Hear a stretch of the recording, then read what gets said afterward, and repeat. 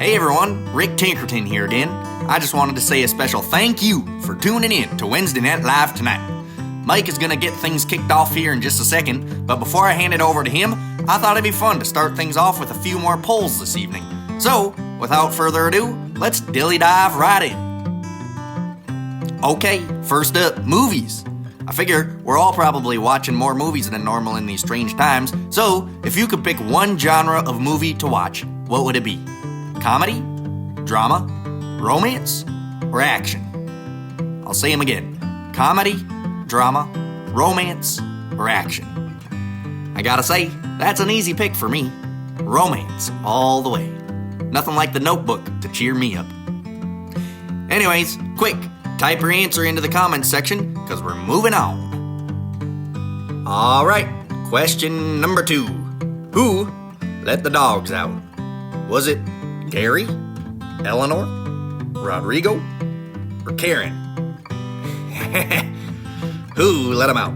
I think there's probably only one right answer here. So, let us know in the comments section, and it's off to the final question. Okay, well the final question doesn't have any answers to choose from, so you're just gonna all have to write them down yourself. Anyways, what is your favorite way to stay entertained during this coronavirus nonsense? Now, I need everybody to answer because I'm running out of ideas myself. Anyways, answer that question. What's your favorite way to pass the time? Type it into the comments section and let me know. Okie dokie. Well, that ends my segment for the night. Anyways, hope you guys all enjoy your evening. Rick Tinkerton signing off. Take it away, Mike.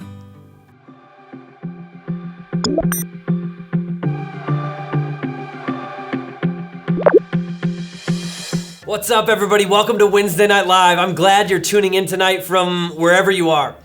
So this week I had an interesting moment. I was reading Psalm 46, and toward the end of it, God says, "Be still and know that I am God." And I kind of chuckled and I was like, well, Lord, I'm pretty still right now. The whole world is pretty still right now. You can't be anything but still. Like the YMCA is shut down. Everything is shut down. The most exercise I've gotten lately was in a dream where I had to meet my old boss in a PetSmart parking lot and help him build a dirt bike, which dreams are exhausting, but real life is pretty still. But just as I was about to pat myself on the back for that, I felt this nudge. Like God was saying, really? Like you really think you're living this verse out right now? Being still and knowing that I'm God? Like maybe you're physically still, but what about your heart and your mind? Are they filled with stillness and peace? And it hit me.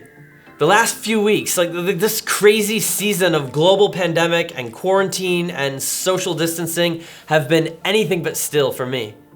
Like emotionally, mentally, and spiritually, there's been a lot going on as I've tried to figure out how to speak hope into a situation that sometimes feels hopeless and speak light into darkness and point people toward Jesus and create connection in a time of disconnectedness.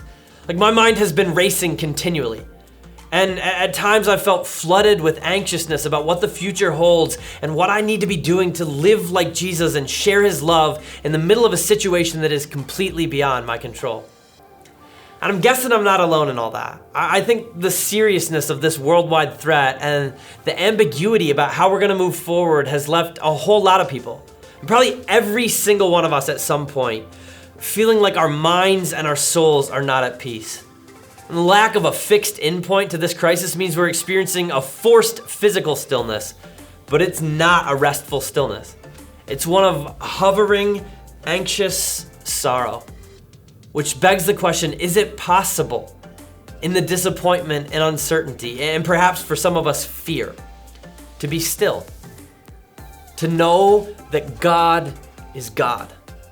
To experience a peace that transcends our circumstances. It is when we stop to remember who God really is. We've kind of kicked off this whole Wednesday Night Live thing by talking about some of the names of God in the Bible, some of the ways he's described, some of the things he reveals to us about his nature. And it's been cool because those names can help us get a bigger, better vision, not just of who God is, but of how God loves and how he relates to us. And there's peace that's found in that. It's kind of sweet. Right after God says, "Be still and know that I'm God," in Psalm 46, he says, "I will be exalted among the nations. I will be exalted in the earth." And then the writer of the psalm closes it by saying, "The Lord Almighty is with us. The God of Jacob is our fortress." And the Hebrew term he uses that we translate Lord Almighty is actually a name for God that's used over 250 times in the Bible, in both the Old and New Testaments. It's this name Yahweh Sabaoth. And Yahweh is the name God gave himself when he appeared to Moses in the burning bush in Exodus chapter 3. It just means I am. Moses looked at the burning bush, he's like, "Who are you?" And God said, "I am Yahweh." And whenever you're reading your Bible, anytime you see the word Lord in all caps, that's where the original Hebrew text said Yahweh. So Yahweh is what the Old Testament calls God. And a couple weeks ago, we talked about how Yahweh Nisi means God my banner, my place of belonging and love. But Yahweh Sabaoth is super cool. And again, it's a name for God that shows up all over the place. Sabaoth literally means hosts. And in some translations, Yahweh Sabaoth is translated Lord of Hosts, which is weird and kind of a confusing term. But here's what it literally means: Commander of the armies of heaven. Yahweh Sabaoth, the commander of the armies of heaven. This is actually the name that David used for God when he went to fight against Goliath in 1 Samuel 17. One of my favorite parts of that story is in verse 41. It's kind of a subtle, almost throwaway verse if you aren't paying attention, but it says that Goliath and his shield bearer kept coming closer to David. Like the giant was coming at him with a sharp sword and a heavy spear and a whole lot of insults. And verse 48 again says that Goliath came at him. I don't know why, but growing up I always pictured like big dumb Goliath just standing there waiting for David to hit him with the sling and the stone. But that's not what happened. He attacked. Like David's giant enemy was coming for him. And David shouted to him, "You come at me with all these weapons, but I'm coming at you in the name of Yahweh Sabaoth, the commander of the armies of heaven." That's what gave David courage and peace in the middle of one of the scariest moments any human has ever faced on this planet. Or more appropriately, that's who gave David courage and peace. I know tonight there's some of us who feel like we're being attacked. Like a mighty scary giant is coming after us. Like fear and worry are overwhelming. And like our minds will never stop racing as we stare headlong into the unknown that lies out ahead of us. But I want you to know, I want everybody tuning in right now to know that you know deep down in your soul that peace is real and it's accessible. We're in a fight, but the commander of the armies of heaven is on our side. He's in control, he is our fortress, and he holds the future in his hands. So be still and know that he is God. Even as the world goes crazy around us, as anxiety grips people across our globe, we can find real peace and rest. We can be still even when things are beyond our control because we are not God, but God is, and he is in control. He's got this. He's the commander of the armies of heaven, and the battle belongs to him. Will you guys pray with me? God, thank you for being God when we're not. Thank you for being the commander of the armies of heaven who commands your forces concerning us, who fights our battles for us on our behalf, who holds the future in your hands, and who assures us that the victory is already won.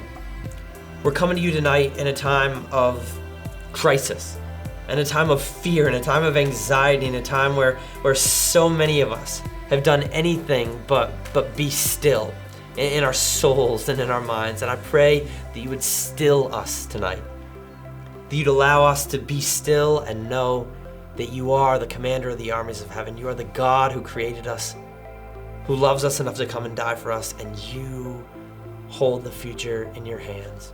God, let us be still and know that you are God.